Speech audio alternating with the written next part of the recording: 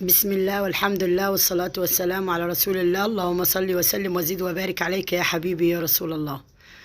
النهاردة إن شاء الله يا حبايب قلبي معايا روتين حلو جدا إن شاء الله بإذن الله. أنا حاسة بإذن الله إن هو هيعجبكم. أتمنى من الله إن شاء الله بإذن الله.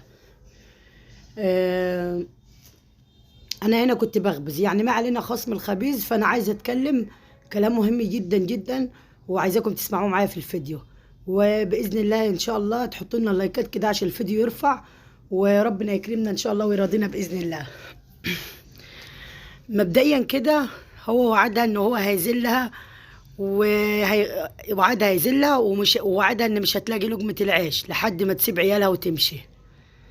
وعدها على كده إن هي مش هتلاقي لقمة العيش، وان هي هتسيب عيالها وتمشي.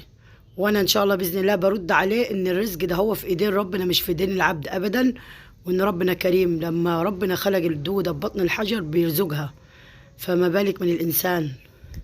فان شاء الله رزقها على الله باذن الله. وطول ما ان شاء الله باذن الله الدنيا فيها خير هيبقى فيها ناس حلوه باذن الله، وهيوقف لها اولاد الحلال باذن الله تعالى. اتكلم على مين يا جماعه النهارده؟ على الحاله اللي معانا، صديقتي وحبيبتي، ام يزيد، صديقته وحبيبتي اللي هي كانت معايا في الشارع. فاكرين لما كانت معايا في الشارع هنا كنت بعمل طبق شعريه كده لابو محمود بسكر يفطر بيه، عشان كنت بعد الساعه 5 الفجر جهزته، عشان خاطر كنت مستعده ونشيطه جدا كده وفرحانه ومبسوطه، وهطلع اروح مع صاحبتي ام يزيد عشان خاطر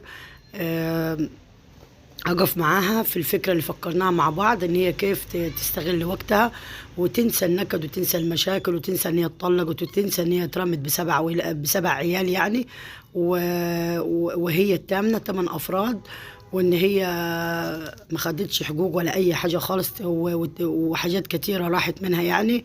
وهنسيها كله ده ان شاء الله باذن الله تعالى بفضل ربنا، ثم بدعواتكم ثم وقفتنا معاها باذن الله تعالى. هي طبعا هتفتح مشروع كده، هو فكرت ان هي تفتح مشروع، وانا جمعت لها البيت. فاكرين البيت اللي كان ساكن فيه اخويا بعياله ساعه ما كان بيوظف في بيته، البيت القديم ده؟ جمعنا البيت جنب بيت ابويا، وهنروح كده هو ونشوف الدنيا وهنظبطه باذن الله. وهتفتح مشروع بسيط كده هو تربح منه وتاكل منه عيش هي وولادها، ومش هتلتفت لوراها ابدا، وهتبص لقدام وهتفكر في ربنا، ان ربنا سبحانه وتعالى هو الرزاق مش العبد. احنا بس مجرد اسباب لبعض مش اكتر، لكن الرزق مكتوب في السماء بتاع ربنا، واللي خلقها عمره ما هينساها باذن الله تعالى، لا بجوزها ولا من غير جوزها هتموت ولا اي حاجه خالص. الحياه ماشيه والحياه بتستمر، والانسان يفكر في ربنا ويفكر كيف يطيع ربنا وكيف يرضي ربنا، وخلاص تنسى المشاكل وترمي ورا ظهرها زي ما قلت لها كده، تنسى كل حاجه. هي بصراحه كانت كتر خيرها بعد 19 سنه جواز بتبص لقيت نفسها في الشارع. 19 سنه عشره، 19 سنه جواز، 19 سنه اخلاص. هي جدعة جدعة بجد جدعة، هي ست ب100 راجل، هي الست الصعيدية اللي ب100 راجل اللي بيقولوا عليها. هي صحيح من القاهرة وأهلها بعاد كلهم عنها، بس أنا عمري ما هتخلى عنها. هي أختي بقت، بص احنا اتصاحبنا في وقت قليل، بس هي بقت كل حاجة في حياتي دلوقتي. ما فيش خطوة بتخطيها من غير ما ترن عليا، كل حاجة مع بعض. قسما بالله احنا بنكلم بعض في اليوم، يعني بنرن على بعض حوالي 15 20 مرة يوميا. يعني انا دلوقتي بسجل فيديو كلمتني النهارده حوالي 12 مره لحد دلوقتي من الصبح. فاحنا خلاص بقينا الانتيم مع بعض، وبقت حاجه كبيره في حياتي وما اقدرش استغنى عنها. ما اقدرش انام من غير ما اسمع صوتها وتكلمني، وهي برضو نفس الامر لازم تكلمني يوميا وانا اكلمها برضو، وهفضل معاها وفي ظهرها باذن الله ومسنداها. وبفضل ربنا طول ما احنا نيتنا في الخير وماشيين في الخير ربنا سبحانه وتعالى هيعيننا ويقوينا، والحياه هتستمر وتمشي. هنا رحنا عشان خاطر نكتب العقد، رحنا للست ناخدها. هي طبعا جايه من بلد بعيده طبعا، المحافظه غير عندنا عند بيت ابويا، فاخدتها هناك في البلد. ورحنا عشان خاطر تكتب العقد. صاحبة البيت ست بسيطة يعني، احنا طالعين هنا المحامي نكتب العقد، ومضيت لها على العقد برضو شهد عليه انا واخت صاحبة البيت برضو، ناس بسطة وغلابة برضو. وعلي ده ود ام علي اللي كان اخوه اللي كان تعبان ده، اللي جبنا الحاجه جابت له ساعتها العلاج، فده ايه قلنا يعني بدل ما حد غريب يدخل وكده، مش هينفع راجل يقف معانا يوضب ولا يعمل ولا يشيل ولا يحط. نجيب الواد الغلبان ده يستفيد فيد ويستفيد يعني، يهد سقف، يعمل حاجة، يشيل لنا حاجة كده كده، هيساعد ايد على ايد تساعد، والناس تسترزق من بعض وتمشي الدنيا. والله العظيم يا جماعة راحت باعت حلق بنتها عشان خاطر تدفع المقدم بتاع البيت ده عشان تعمل مشروع، وهي كان لازم تعمل مشروع ولازم تطلع من اللي هي فيه، لان هي صعبان عليها نفسها 19 سنة. 19 سنة وتبص تلاقي نفسها كده في وقعت في المصيبة دي كلها والمشاكل، ومش عارفة تعيش حياتها. يعني بصراحة كتر خيرها. لو أي حد مكانها هيعمل كده وأكتر. فحلو جدا هي فكرت في المشروع ده. هي حتى عمالة تقول لها هات شوية طيور ونبقى مع بعضينا.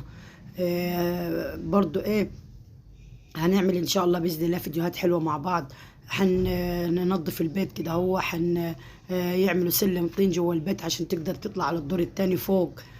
طبعا هي هناك مش هينفع تروح وحديها، فاحنا مع بعضنا ايدنا مع بعض في كل حاجه، لان هي بلد بعيده عليها، وهي يعتبر يعني دلوقتي برضو ايه يعني كلام الناس وكده. انا عايزه اقول لها سيبك من كلام الناس خاص، هي مطلقه ماشي، لكن مش عشان مطلقه ان هي تموت وتستنى قطر الموت وكده وتنتهي وحياتها تنتهي، لا ابدا.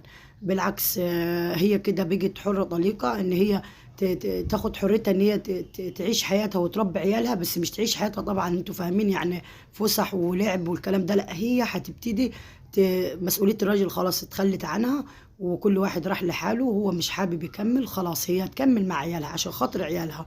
انتوا اكيد فاهمين قصدي وفاهمين نيتي برضو، ان هي بصوا يا جماعة يعني هتشتغل، هتكون جد، مش هتموت عشان من غير راجل هتموت، لا.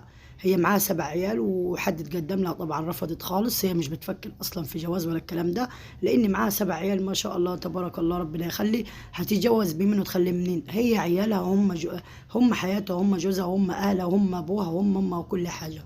وبس كده اهو. انا طبعا تاني يوم هنا قلت اخبز العيش وعملت الفطار لابو محمود، وفي اليوم اللي قبله كنت عامله الفطار عشان ابو محمود كان اجازته، لكن النهارده بخبز العيش، وقلت اعمل شويه ممبار كده والحق ايه، الحق عشان اودي لها الغدا ونتغدى مع بعض، لان هي سبقتني وراحت قبلي، فانا قلت اعمل عيش عشان ما عنديش عيش خالص. مش هينفع نقعد من غير عيش، لو قعدنا من غير عيش هنجوع.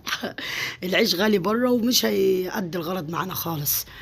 بس فبرضه عشان اكون صريحه يعني كلمتها ما لحقتش، هي مشيت، فقلت خلاص كده كده العيش مش هيطير والاكل قاعد، وبكره ان شاء الله نروح نكمل باقي اليوم ونقضي اليوم ونشوف هنعمل ايه. هنغير شباك سلك نقفل عشان خاطر تعمل حمام في اوضه، تربي شويه فراخ في اوضه، وتمشي الدنيا والمركب تمشي ان شاء الله باذن الله. واللي معاه ربنا سبحانه وتعالى عمره ما هينضم، والله العظيم اللي معاه ربنا وبيقول يا رب يرفع ايده للسماء، يعني ربنا سبحانه وتعالى المنجي، ربنا سبحانه وتعالى الرازق، ربنا هو الساند، هو السند وهو الظهر وهو الاب وهو الام وهو الزوج وهو كل حاجه. صحيح احنا لنا اهل، بس لما بنقع وبنكون في ضيقه ربنا سبحانه وتعالى هو اللي بينقذنا، مش العبد ابدا، مش امك ولا ابوك ولا اهلك ولا اي حد، هو ربنا سبحانه وتعالى الرزاق. يعني من غير جوزها مش هتموت، من غير ابو عيالها مش هتجرى لها حاجه، بل بالعكس هي ان شاء الله باذن الله بتشجيعكم وكلامكم الحلو هي اكيد هتقرا كل التعليقات دي. هي يعني هجوم كده على الفيديو، اللي قول لها كلمه حلوه، قولوا لها هتبدا حياه جديده، شجعوها يا بنات، عشان هي برضو كان الله في عونها بصراحة. والله بصراحة كان الله في عونها، يا رب يا رب يعينها ويقويها، والحياة صعبة بس إن شاء الله هتعدي بإذن الله، هتعدي.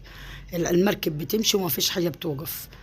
هنا بصوا بنعمل السندوتش بتاع زمان، كنا اياد عمال ياكل في العيش الني، والله بيسحب في رغيف الني وبياكل فيه، عيني كان جعان. فكان قلت له حط لك معلقه سمنه وشويه سكر. كان زمان نعمل الرغيف ده، هو ايام ايه، ايام اجدادنا وامي ربنا يخليها لي، والفرن البلدي كده، ونحط شويه سكر ومعلقه سمنه في العيش سخن نار كده وناكل. الله كان احلى سندوتش صراحه، كان احلى سندوتش تبارك الله. بس كده.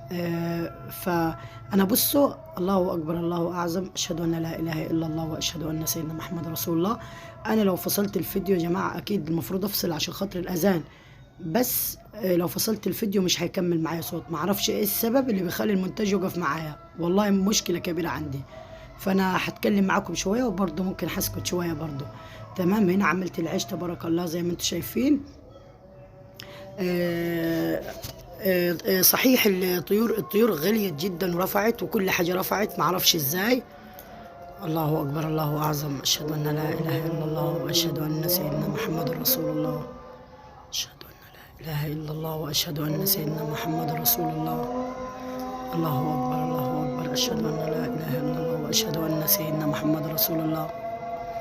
الحج نطق يا جماعة، الحج هو والله الحج يعني بالظبط في الميعاد. الحج نطق، الله أكبر، الله أكبر، أشهد أن لا إله إلا الله وحده لا شريك له وأشهد أن سيدنا محمدا عبده ورسوله.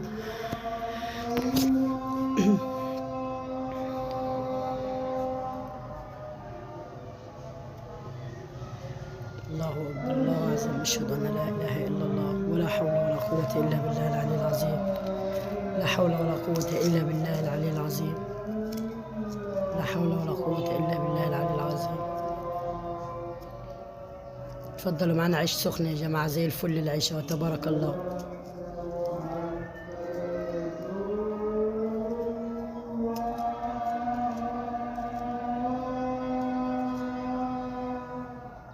هنا هقطع عيش فصاص واحطه في الفرن عشان حماتي نفسها في الفصاص يعني، فلازم برضو نجبر بخاطرها يعني، جبر الخواطر على الله. أشهد أن لا إله إلا الله وأشهد أن سيدنا محمد رسول الله.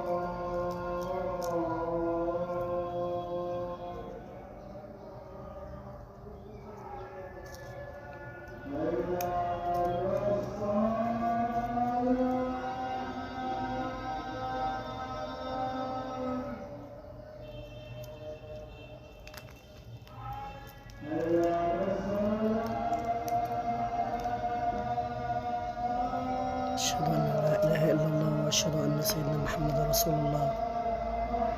لا حول ولا قوة إلا بالله العلي العظيم. لا حول ولا قوة إلا بالله.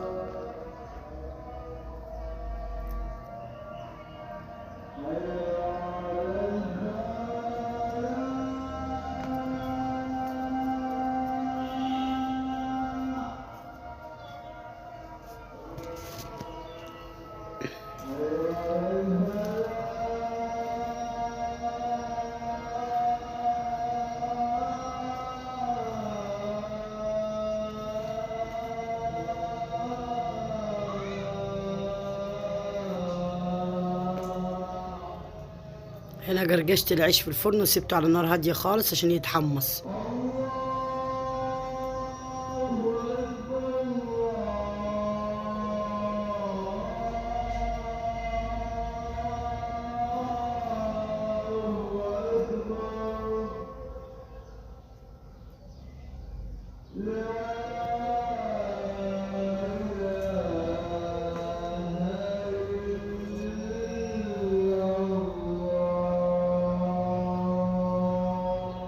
هالممبار هنا يا جماعة هسويه خلاص كده، هو بعد ما حشيته والعيش اهو خلاص كده هسيبه يهدي شوية وبعدين اعبيه في الكياس. عايزين كلام حلو كده لحبيبتنا ام يزيد، وشكرا لكم على الكلام الحلو، واستودعكم الله والسلام عليكم ورحمة الله وبركاته.